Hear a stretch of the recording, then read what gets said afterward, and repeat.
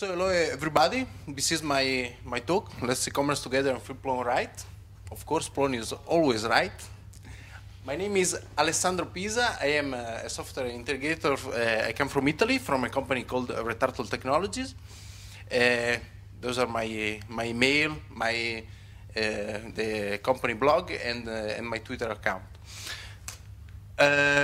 I will show you the use case that the customer has with the problems I found and the solution that made me pass this problem. I have some additional slides because there are lots of topics to talk about, and sometimes you will find some strange sentences in the slides. Those are quotes.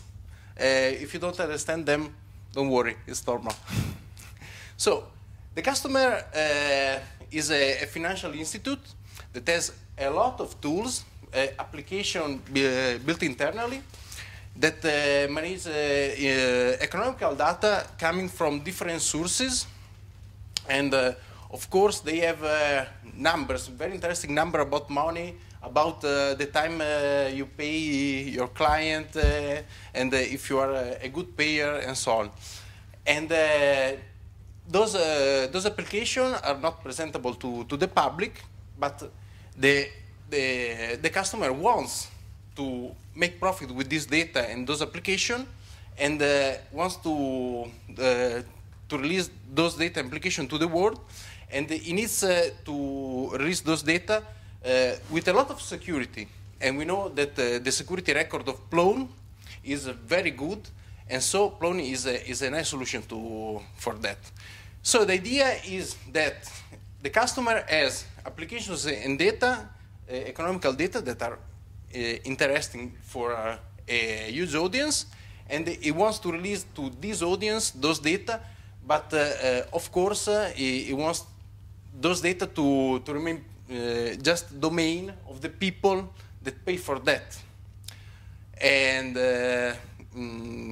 we were asked to start with one site, and later, if the thing worked, to do another site. I will show you just the second one because I think it's pretty much easier to understand how it works. And of course, the customer at the end needs Plone, okay? And Plone it was. This is the site. This is the home page of the site. Later we'll show you the URL. So if you want to play a little bit about it. It is an Italian site only. And what the Plone role is inside this site is, of course, to build the catalog. So it will be the shop where the user can buy several kinds of stuff. The subscriptions that with the subscription the user can get the other documents.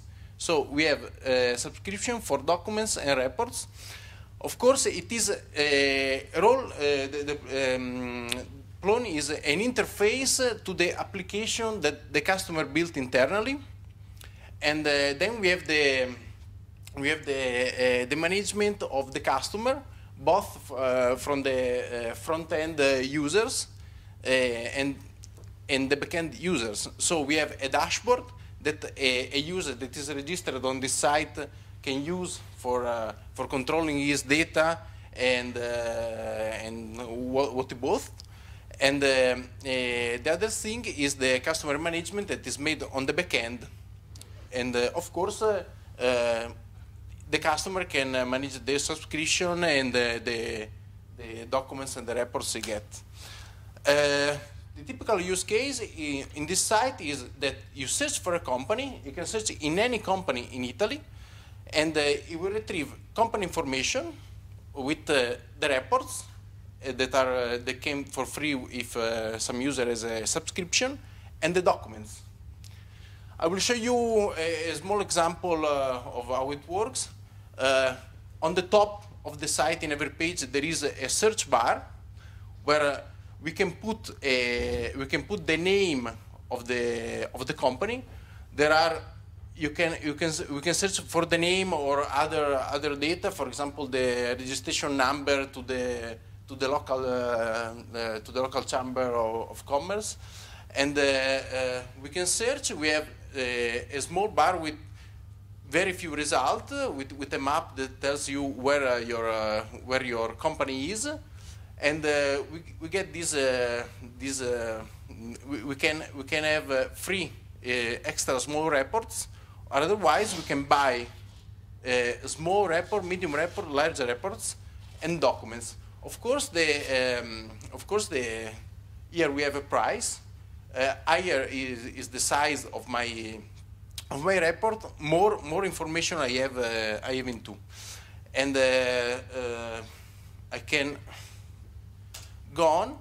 We can put all those documents into the chart. This is a customized get paid chart, and in this case, I took a small report that I could take with a subscription, and so I have no price. I've got another document that I could not deduce from my subscription that has this price, and I've got a coupon code that I can insert, so I can have a reduction on the payment. The payment methods can be PayPal, credit card, and there is a custom, something like a custom PayPal that is called Moneybox. It was an internal solution developed for this site.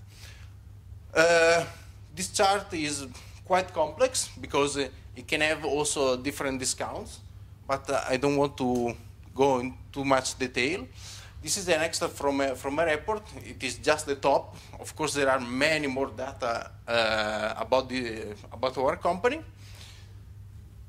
And the report is stored as HTML file or PDF files.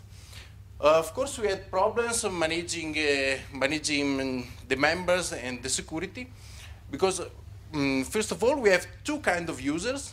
The first users are, of course, the users, the customers that log into the site, search for information, and buy stuff. And the other, okay, sorry. And the other kind of user are the managers. The customers have a complex profile because they have to store lots of data into their profile, because we have billing addresses, shipping addresses, and lots of data that the financial institute wanted to collect. We had we have to work on the first login because we have to change, of course, the registration, to fill in the form, to fill. There was a huge work done for policies, because there is some legal stuff that when dealing with this kind of information has to be compiled. We used a mail login, so we had to make some additional tricks when the user wanted to change his principal login, and we had to have a dashboard to control the data from the front end, and another one from the back end. And we wanted to share the user base between the two sites. We had to do. Okay, there is of course a lot to talk about, but I will try to be short, and I will show you the solution. Okay, so the first thing is that the backend members have been done with Product Membrane to make those members folderish, so we can store buy products inside them. In the front end was so the registration forms and so on were done with Formlib. There was a lot of cases to handle. For example, the registration could be contextual with a purchase, or we could add demo and bonuses for our customers. If they register, they get a gift. And always with Formlib, we made the dashboard and some other some other stuff to control the profile. And of course, with FormLib, we had to deal with security, because we had to create contents into private objects, so we had to override the security managers to allow this. Okay, the members were shared between the side, the two sites, so they could register on one site, and their profile would be available on the other. This implied work on a lot of forms and on the catalog, because as I will show you now, the data were split in the ZODB and on a SQL on a SQL server. Some data were the data that were related to the site were kept on the ZODB. Instead, for example, the last login of that site was stored in the ZODB of that site. Instead, other data, for example, the name, the address, the email, and so on, were stored on a SQL. Okay. I think this slide shouldn't appear. The medium one. So we had some problem, because to do that we had to use SQL fields, and they are like something like the block fields. Instead of writing on the file system, they wrote on the SQL and SQL server, and we had to modify the storage layer. Of course, this is a quite expensive solution for the SQL server, because for each field we had a query, and to make this efficient, we had to use a lot of caching.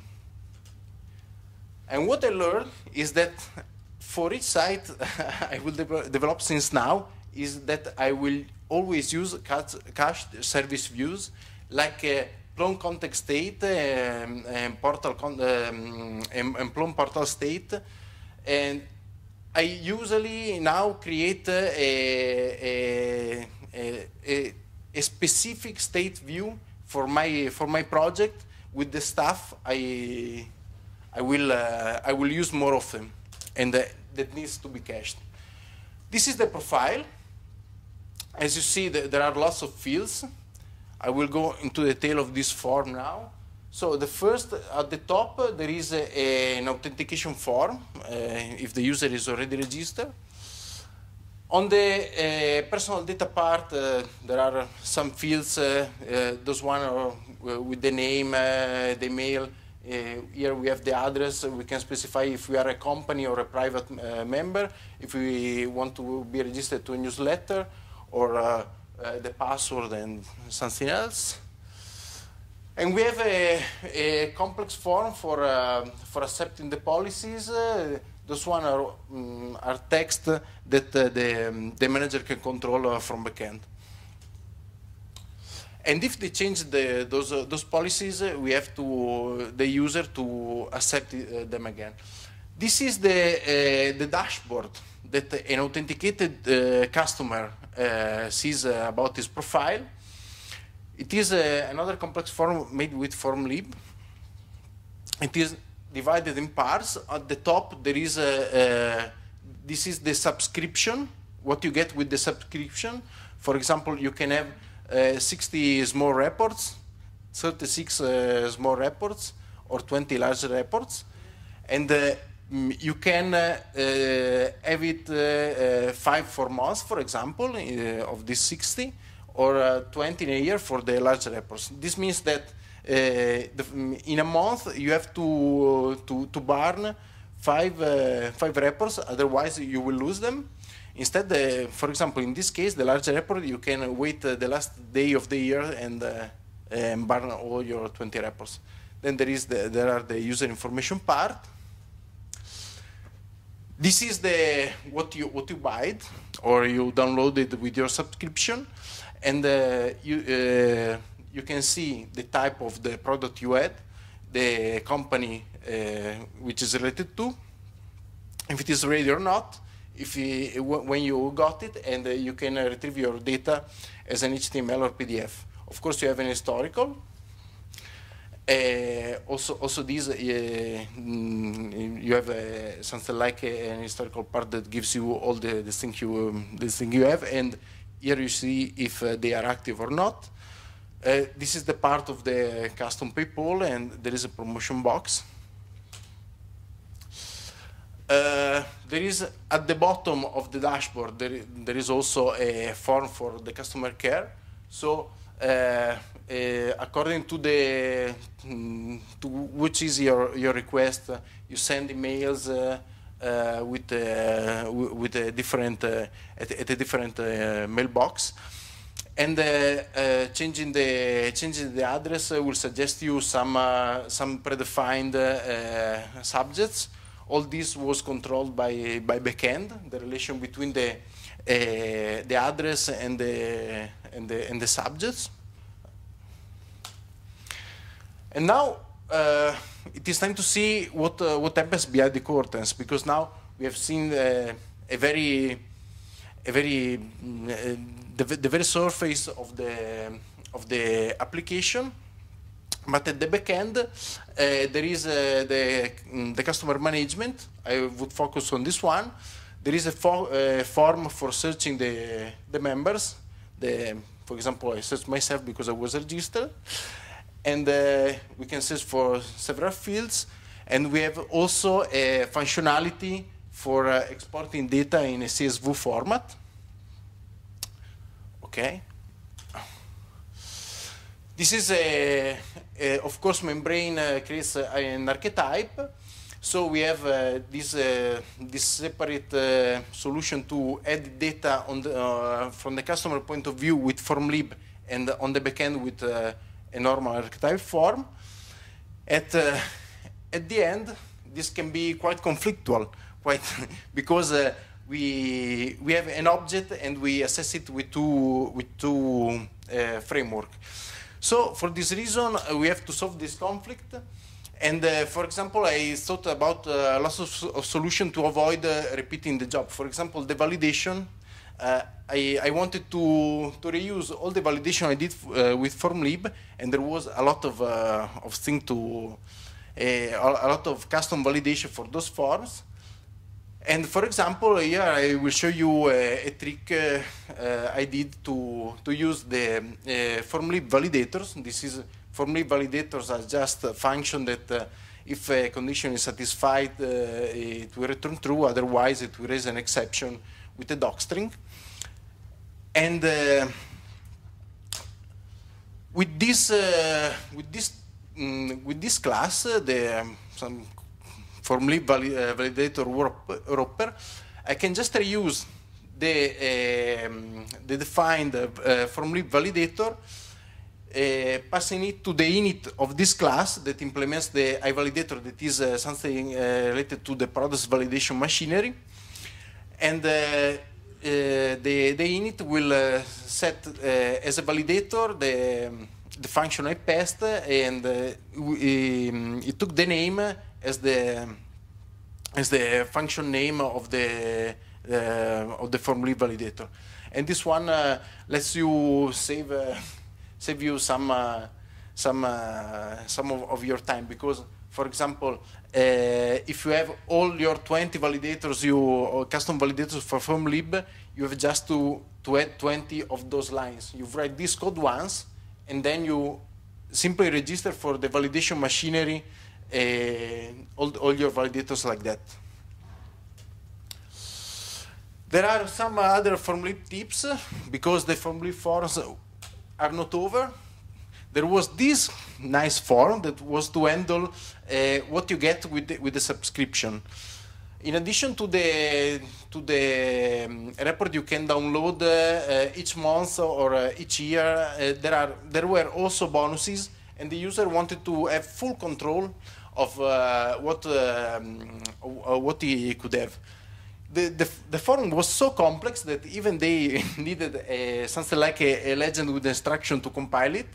But each of these boxes, each of these cells, is a FormLib form. And when I had to write this formally form, I was quite scared, because there are at least 32 visible fields. And I didn't want it to do what I did with the registration. For registration, I did what I think everybody is doing, taking a collective example user data as a starting point and starting implementing it. This code is taken from collective example user data that if you go to mailing list in every place is suggested as the place to look at if you want to customize registration and so on. And this code is quite like that. I remove some docstrings, and that each of the field of your member are defined as a property with a getter and a setter. Of course, it takes some time. The code inside the getter and setter is almost the same. What changes is a string. And it was also my case for doing my complex form. So what I wanted to do, instead of being killed by the hard work, is to be lazy and find a nice solution. So if they change for a string, I will just pass the string. Really, in my case, I have two strings, one for the row and the other one for the column. And so what I wanted to do is just to have a smart stuff, a smart property that was accepting those parameters, so the one that identifies the line and the one that identifies the column, and just write that. I was able to do that by coding what are something like Uber properties. As you see, you pass the line parameter, that is the report time, the duration, that is the other column, and you will get a getter and a setter. You subclass the property, the standard Python property, and when you init those report properties, it will take the report type and the duration in order to give you the correct property. So you can also do, you can iterate on report types to make all the calculation. It was this made the real difference in using this application.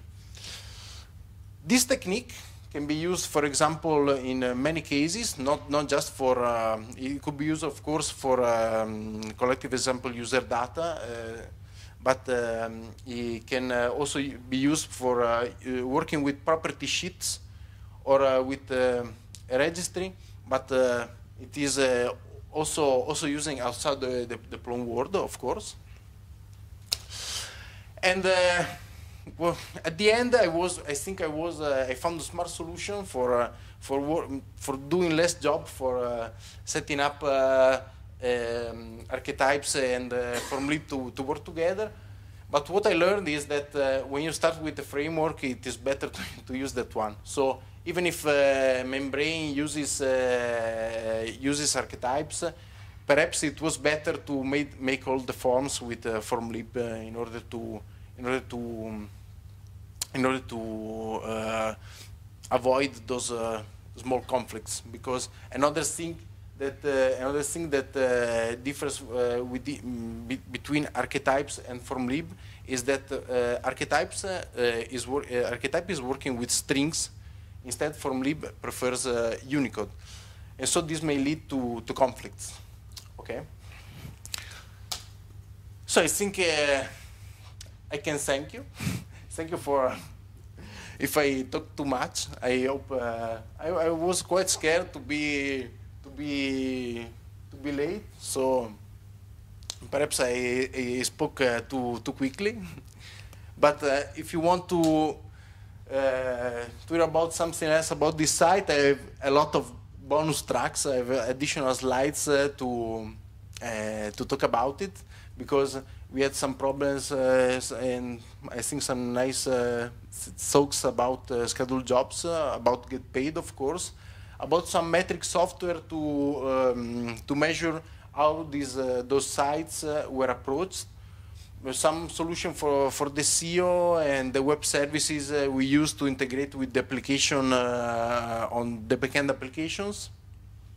Of course, I have some slides on the other website, and if you want to see how to use the properties I defined before to make a calculation, I can show you. And okay, so I think now it is time for question. Thank you very much. Okay. Grazie. Okay.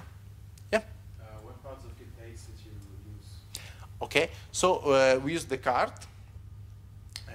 Let me.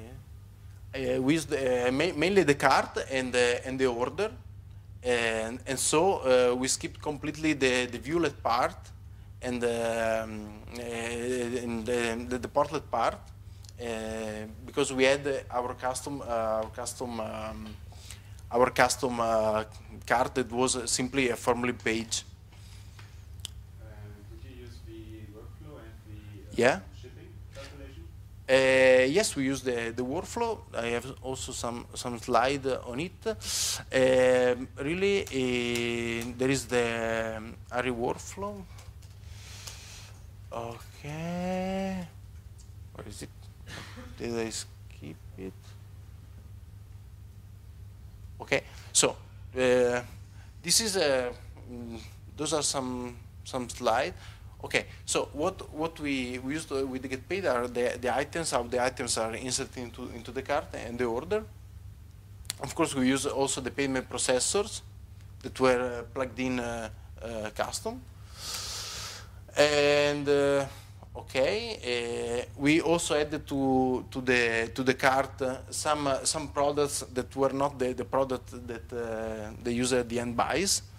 For example, cash discount, coupon codes, promotion, or other discounts related to fidelity. And this is the same slide I showed before. And for example, this is an example of how to construct an object to add to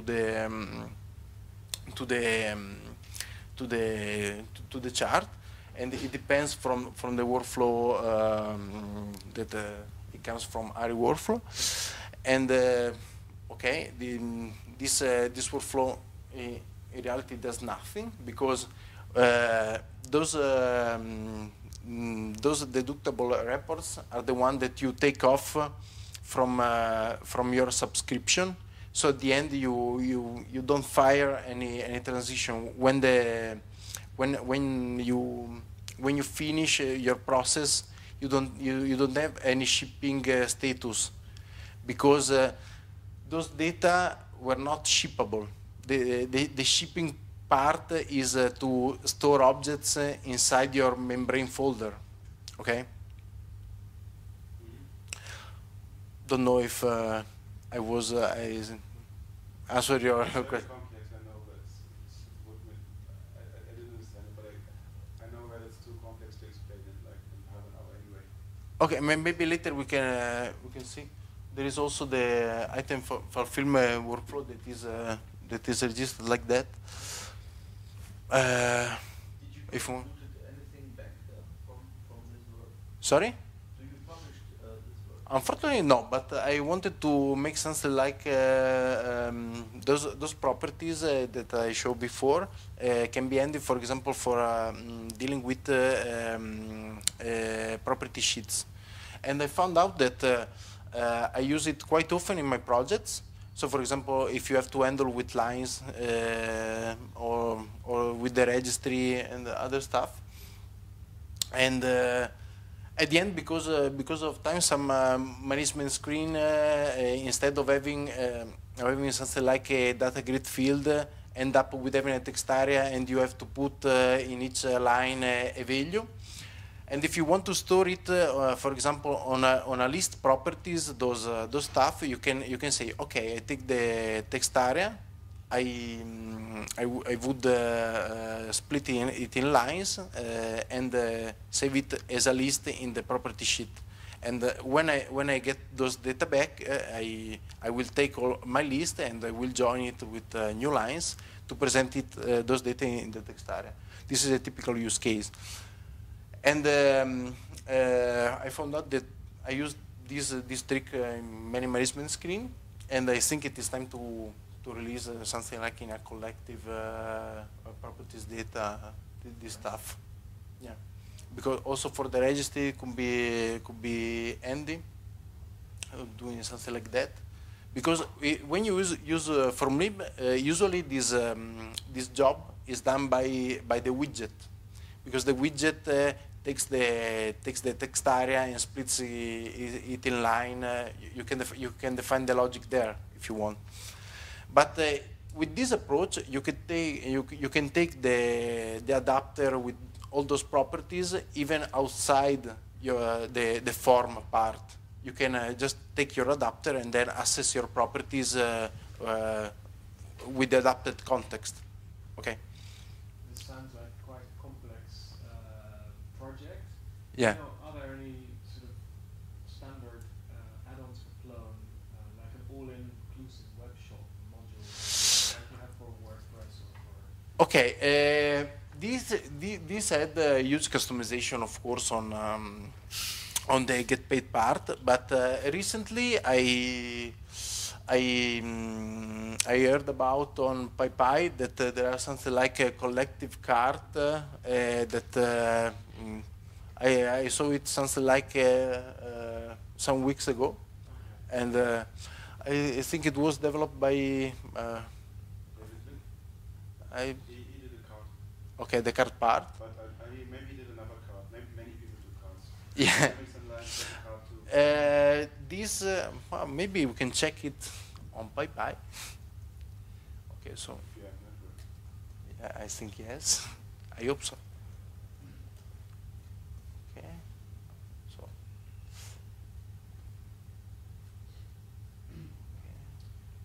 okay. Okay, because it seems to me a structured project. And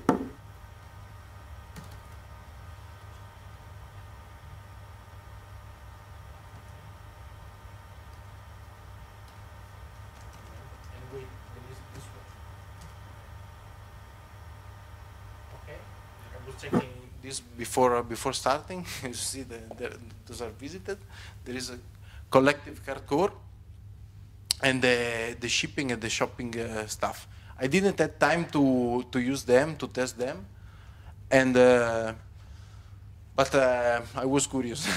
Okay.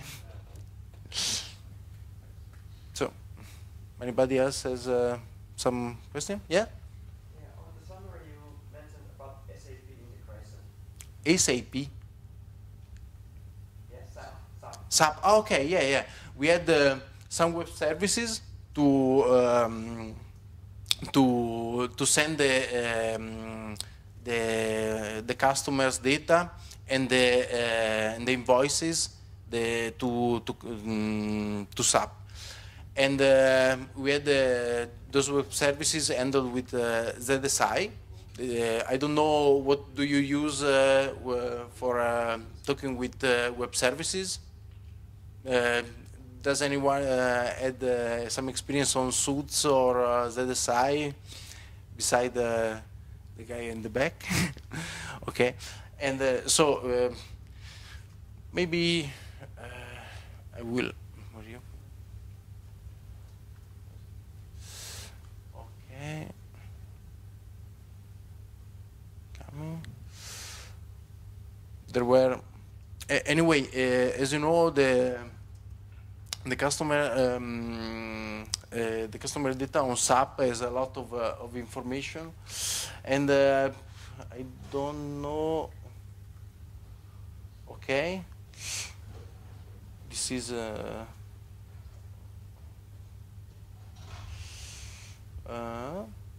okay. For this, I probably, if you specify me what are you interested into the SAP integration, I will tell you more. because we just did web services to talk with SAP. Okay, so we were passing all the Z fields, you know, the partner numbers, and so on to SAP, and we were controlling the user profile and the invoices that we made. So you provide web services on your website? No. They provide web service to talk with SAP, and we were just pushing the data on their SAP. Okay. Are you using cron jobs or? Yes, we were using cron jobs that were invoking Plone views. Those Plone views were firing up this web service. The web service at the end were just adapters where we could control web service based on the context and on the name, and of course interface. If I don't know if you never used ZSI. ZSI takes a WSDL file, and there's a script that converts this WSDL file in some Python code that gives you a locator, a method that you can use to interface with your web service. Of course, you have to pass the URL of the web service and